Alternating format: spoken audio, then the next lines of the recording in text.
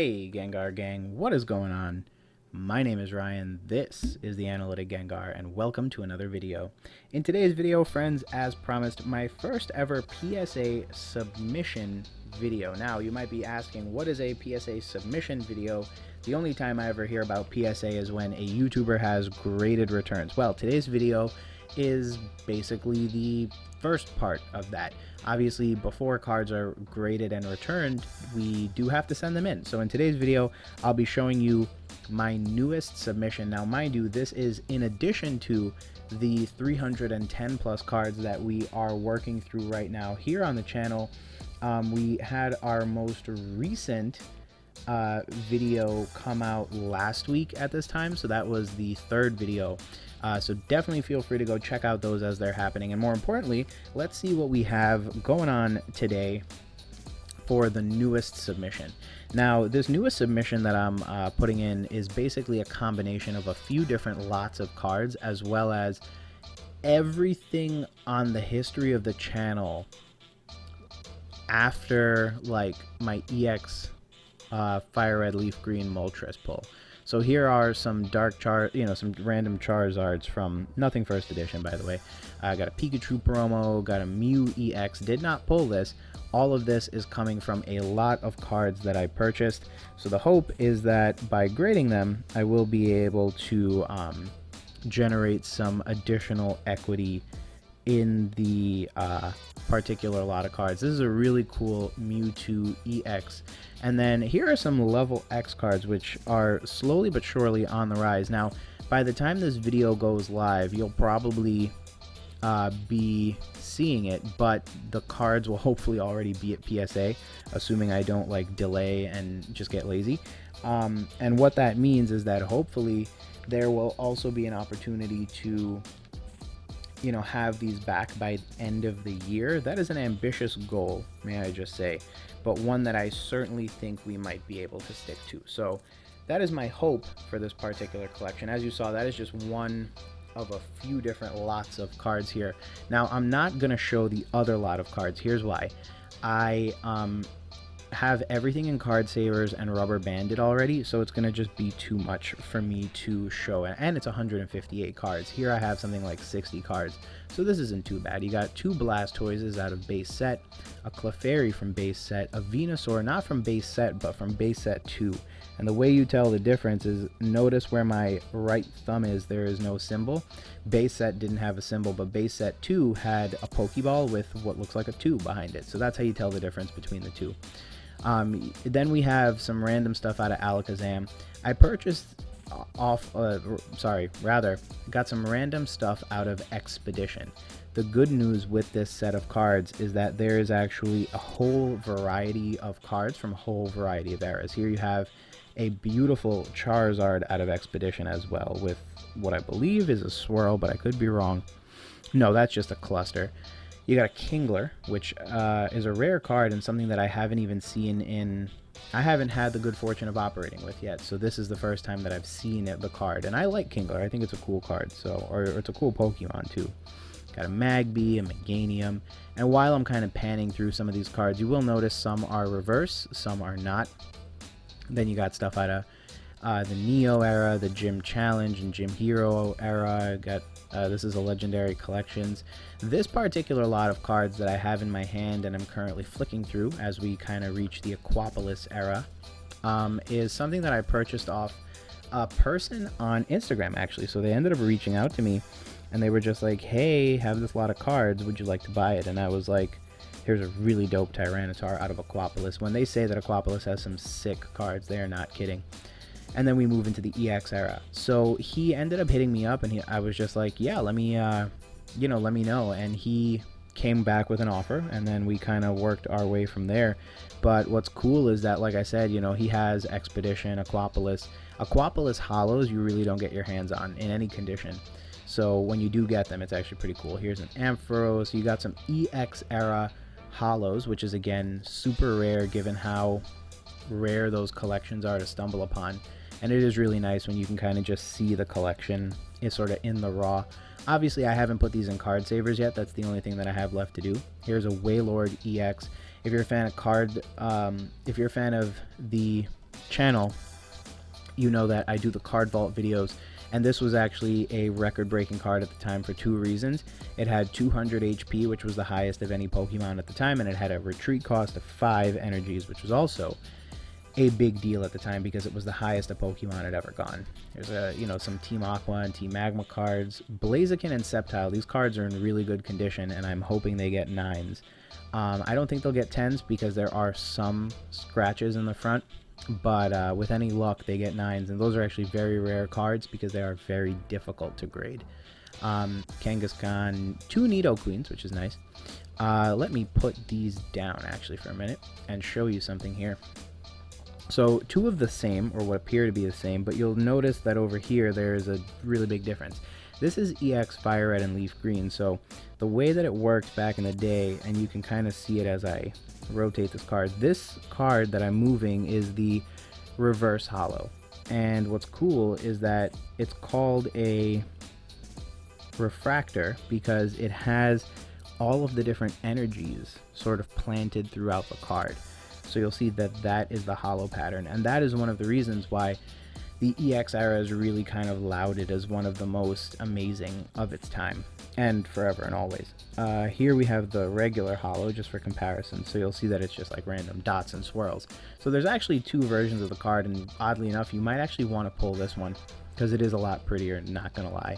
Here's another one. Here's a Ghastly and a Ponyta, both of which are like, well, why are they holographic? They're not. They're actually the reverse refractor foil. Same thing with the Seal. Then you got an EX Mime and an EX Moltres. This should look familiar. I pulled this, what I would argue is maybe about a year ago at this time. Might be a little bit later than that, but good looking card. Got a Crobat, Dark Celebi. So what's cool about this is that I did like just kind of seeing everything as it came out, and that was like really fun. Here's another card, so you can see it right here. This is a Pinsir. It looks like a holo, but it's actually the reverse holo. And in this particular set, which is EX Hidden Legends, they put the symbol of the Pokemon, the type of the Pokemon was a refractor down here. But here's how a regular holo would look, where it's just like, plain old and simple. Here's a Walrein, kind of same thing. It is a holo, I promise.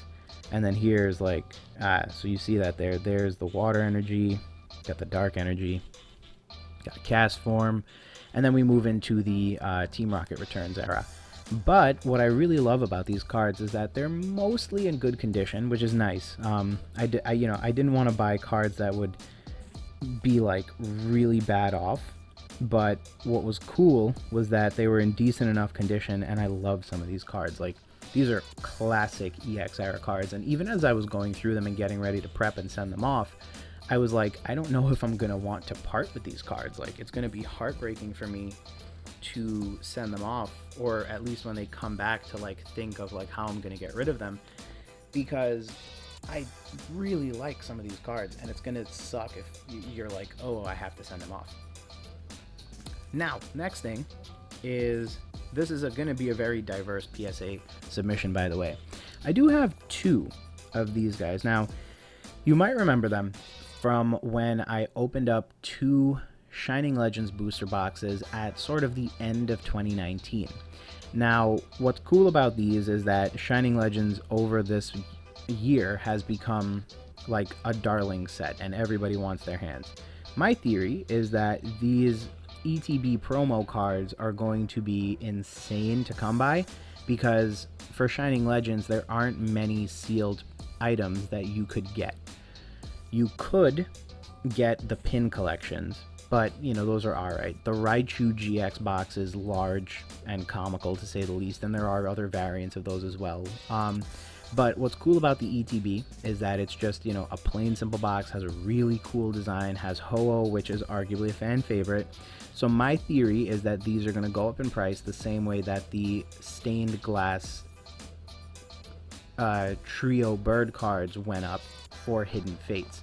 It's just going to be at a different pace because these were kind of slept on for a little bit. So what's cool about these is that I have 2. Obviously, they are both in the promo plastic that they came in, and here are the back. So I think what I might end up doing is I might take a look at which one has a better shot at a 10 as a card and open that one. The other one will get sent in as a sealed pack. And I think the logic behind that is I'm going to at least try to get a PSA 10 card and a PSA 10 pack. So then in the future, that's going to be a really nice sort of piece to my quote-unquote modern set of stuff. And obviously over time, this too could theoretically become vintage. So that is another thing. And then, if in case you were curious about ETB sealed promos, here I have not one but 5 different stained glass promo cards. So these are a combination of ones that I've opened up on the channel, as well as ones that I've had given away to me. And it's funny because now that is actually probably one of the silliest decisions anyone ever made. You basically gave away a $200 card. Here's why. The print quality on these cards is actually relatively high. So unless something is wickedly off-centered, there's a good chance it's going to get a 9 or a 10. As a sealed pack, I'm not too sure what the price is. I will try to research it and pop it on screen right now. As a PSA 10 card, at the time I'm recording this video, it's about $200+. So the idea here is that what I'm holding in my hand could theoretically be $1,000 in PSA 10s. And again, because the print quality was so high, there's a relatively good chance you're going to get some pretty decent grades back on these. Now, all that said, I have a PSA 10, and frankly, I don't think I'm going to be in the business of, grading these with the intent of reselling them. I think for me, the most important thing was, having one graded for my collection, and I did that. And not only that, but I got 10s on all of the bird cards, so I'm really satisfied. But I think what I could do is I could grade a couple extra so that in the future I could do something cool with them. And then for the other ones that, I'm not too confident about because of some flaw or whatever, I could send them in to be graded as packs, because I think it's also important to have them as sealed promos as well as individuals. And honestly, since there's 5 of them, unlike with Ho-Oh where I basically have to at least try with both, with these, I could send 2 in to get graded as cards, 2 in as graded packs, and then I could just keep one, maybe this one in the hard sleeve over here. I could just keep it in the back just as a card, and that would still be a pretty cool sealed promo item. So I think that is how that's going to end up, but I haven't actually decided which ones are going to get what treatment yet, so that's just still up in the air. And finally but not least, to conclude today's video, something really nice. Got a Charizard Gold Star card. And this card, fun fact, I purchased as a completely different grade from a different company. So not BGS, not PSA, like a not an off-brand, but like a lesser known grading company. They graded it a 9.5 gem mint. And it's hard to say I disagree, because I could definitely see why. Now, what should be noted is that there is a very, very small little divot right over here, and you can see it because of the contrast with my finger. And there is a weird little dot up here that also irritates me, but for some reason it doesn't want to dust off. It's not like dust on the card.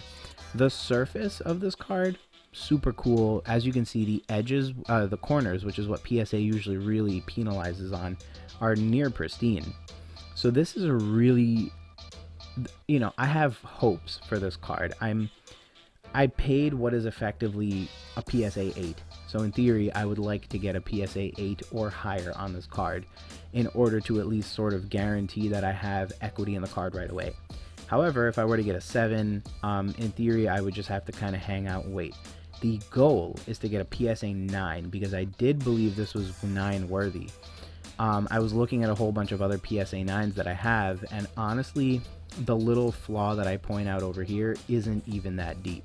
So in my opinion, this card could definitely be 9 potential. The surface isn't scratched enough to ding it to an 8. But I guess it's really just going to fall to whatever grader I get. But this was a card that I broke out, or quote-unquote cracked, and resubmitted. Only difference is that I cracked out of a SGC case, and I am now sending off to PSA in hopes that I will get a equal or equivalent grade. And if I were to get higher, it would be a big winner in my books. So I think that would be really cool to add to my Gold Star collection. As fans of the channel know, there is quite a robust set of cards there now, including a Gold Star Mew. So if I were to get a Gold Star Mew as a 9, which I already have, and then this comeback's a 9, I now have all of Dragon's Frontiers basically completed, at least as a PSA 9. Because let's face it, PSA 10s are going to be harder and harder to come by and more expensive to come by as time goes on. But friends, with that said, thanks again for checking out today's video. Hope you all are doing well.